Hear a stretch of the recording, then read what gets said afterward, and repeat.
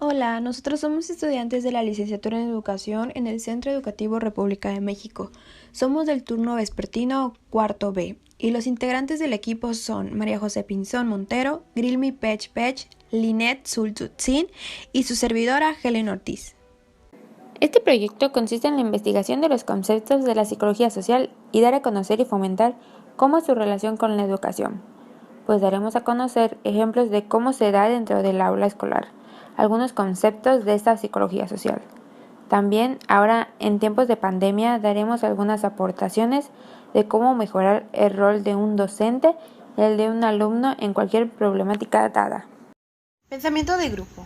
Es un fenómeno en el que las presiones del grupo para alcanzar la conformidad impiden que éste realice una evaluación crítica de puntos de vista minoritarios, impopulares o contradictorios. Acontece cuando todos los miembros del grupo están de acuerdo con una decisión sin haberla examinado críticamente, ni haber contemplado otras alternativas, suprimiendo posturas opuestas a ellas. El pensamiento de grupo ocurre cuando los miembros del equipo se sienten tan atraídos por la búsqueda de conformidad que las normas de consenso se oponen a la evaluación realista en otras alternativas o cursos de acción. Conceptos de pensamiento de grupo. 1. Ilusión de invulnerabilidad. Los componentes del equipo son muy optimistas. Por ejemplo, los grupos desarrollaron un optimismo excesivo que les cegó para ver los avisos de peligro. Un ejemplo es cuando el grupo decide ignorar las normas de traer el uniforme completo, creyendo que por ser multitud se les dejará pasar por alto las reglas del instituto cuando se advierte que no tendrán permiso de presentar el parcial al no tener el uniforme completo. 2. Creencias de incuestionada a la moralidad del grupo. Los miembros del grupo asumen la moralidad inherente que su grupo e ignorancia de los aspectos éticos y morales. El grupo asume una moralidad inherente de su grupo e ignora los aspectos éticos y morales. Un ejemplo es cuando hay un cambio de maestro. Los alumnos al oír el timbre salen para comprar o ir al baño. Cuando no piden permiso al nuevo maestro y no se preocupan porque piensan que como varios salieron se les pasará por alto. 3. Ilusión de unanimidad. Se crea la falsa sensación del consenso. Por ejemplo, pueden ser muy eficaces siempre que cumplan algunas condiciones, por ejemplo, haber definido correctamente los roles de sus miembros y disponer de procedimientos que permitan e incluso estimulen la crítica. 4. Autocensura. En gran medida, como consecuencia de lo anterior, los integrantes del grupo silencian sus opiniones contrarias a la posición asumida por el equipo. Un ejemplo sería renunciar a transmitir lo que pasa por nuestra mente por miedo a que nos tachen de locos, estando en un grupo de amigos. Ilusión de moralidad. Los componentes del grupo están convencidos de que sus decisiones son moralmente correctas. Un grupo de trabajo contribuye a la decisión que tomó el administrador de jefe, al pensamiento de grupo. Por lo tanto, se puede deducir que el pensamiento de grupo puede llegar a causar que valoremos la armonía y consenso que nuestro propio juicio.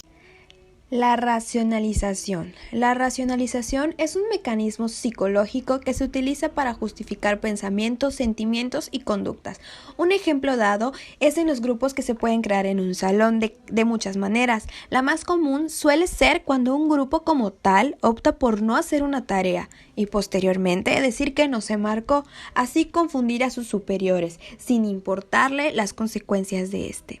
Estereotipos. El grupo posee una visión estereotipada de los grupos rivales. Un ejemplo, comúnmente dentro de un grupo siempre habrán diferencias de estereotipos. Sin embargo, esta suele ser más común en el aula escolar, al señalar o tener una visión de un integrante del grupo, como puede ser el que no trabaja, el que llega tarde, el irresponsable, la que prefiere trabajar sola y la que manda dentro del aula escolar.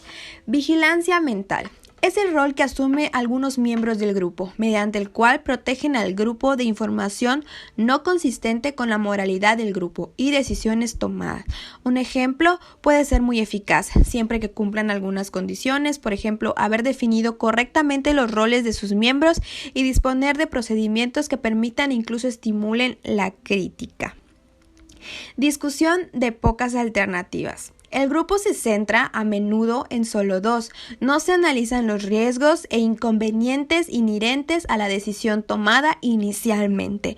Un ejemplo, todos los integrantes del grupo dan distintas opiniones y hay opiniones que no son dadas a conocer de cierta manera, que tienen temor a que éstas sean causa de burla y por ende solo se tiende a discutir ciertas alternativas. Liderazgo directivo.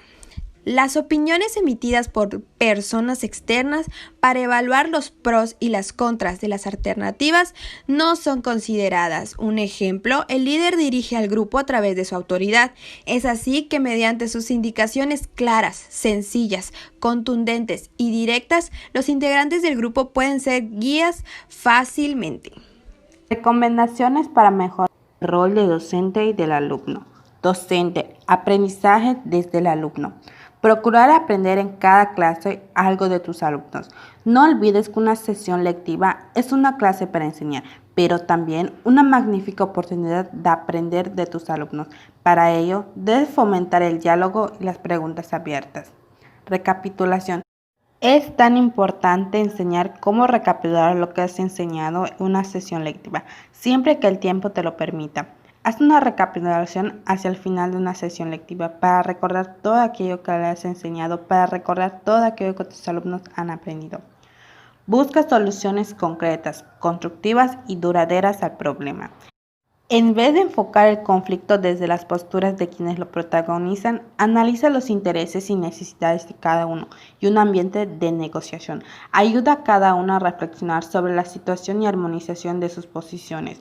Debes profundizar en las causas del conflicto y no solucionarlos de manera superficial o temporal, ni limitarte a dar la razón de una de las partes, sino encontrar las claves para atajarlos y resolverlos a largo plazo. Actúa de manera coordinada. Cuando hay un alumno o un grupo o clase que genera conflictos, es importante diseñar una estrategia compartida con el resto de los profesores, de modo que el problema se afronte de manera transversal y coordinada. Así, unos y otros docentes compartirán los mismos criterios y avanzarán en la misma dirección y contribuirán a reforzar las soluciones del conflicto. En los casos más graves o cuando así lo decide el equipo docente, puede ser necesario involucrar también ese plan coordinado a la familia como parte esencial de la educación del niño. Material extra. Elabora material extra para tus alumnos. Este material debe estar en el centro y servirá para aquellos días en los que por motivos de salud, como por ejemplo, no puedes asistir a clase. Esto facilitará mucho la labor del equipo directivo y del docente que te sustituirá. Intenta que este material sea fácil de realizar y con pocas instrucciones. El alumno. Aprendizajes. Se debe procurar ante cualquier duda hacérselos llegar al docente, de tal manera que él vea desde otra manera de cómo aprende el alumno. De igual manera, cuando el docente haga alguna pregunta abierta, contestar de acuerdo a lo que nosotros pensamos y que cada alumno tiene una perspectiva diferente a ver su situación. Resumen, procurar siempre recapitular acerca de los temas vistos durante las distintas sesiones formulando ciertas preguntas, de tal modo que se pueda recordar lo más destacado que se ha visto en clases. De igual manera, si en algún momento surge alguna duda, hacérselas llegar al docente para que él nos pueda ayudar a realizar un resumen de todas las sesiones vistas. Solución de problemas. En el momento de que la solución de problemas no ser epicentro de la postura, sino que igual incluir a los demás compañeros, para que ellos de esta manera puedan expresar sus propias ideas, para que el tema sea un poco más profundo, no sea limitante y este sea más preciso para poder llegar a resolverlo, aunque sea de larga duración. Coordinación. Tratar siempre de tener una coordinación buena en cuanto a lo que los materiales y los horarios de las clases, de tal manera que se puedan llegar a resolver de manera eficaz el problema y la resolución de conflictos sean reforzados. Y si en dado caso esto se llega a dificultar, puede llamar a la familia para que sea parte de nuestra coordinación y que sea algo esencial para nuestra educación y tener mejores resultados. Los útiles. Procurar siempre tener los útiles que el docente pida. En dado caso de no tener los útiles, ya sea porque tiene un costo elevado, ponerse de acuerdo con algún compañero para poder llevarlo y así tenga un costo menor. De igual manera, tener siempre en el bolso recursos que usualmente es utilizado durante el salón de clases para que al momento que el docente pida, yo como alumno pueda disponer de mis propios útiles escolares.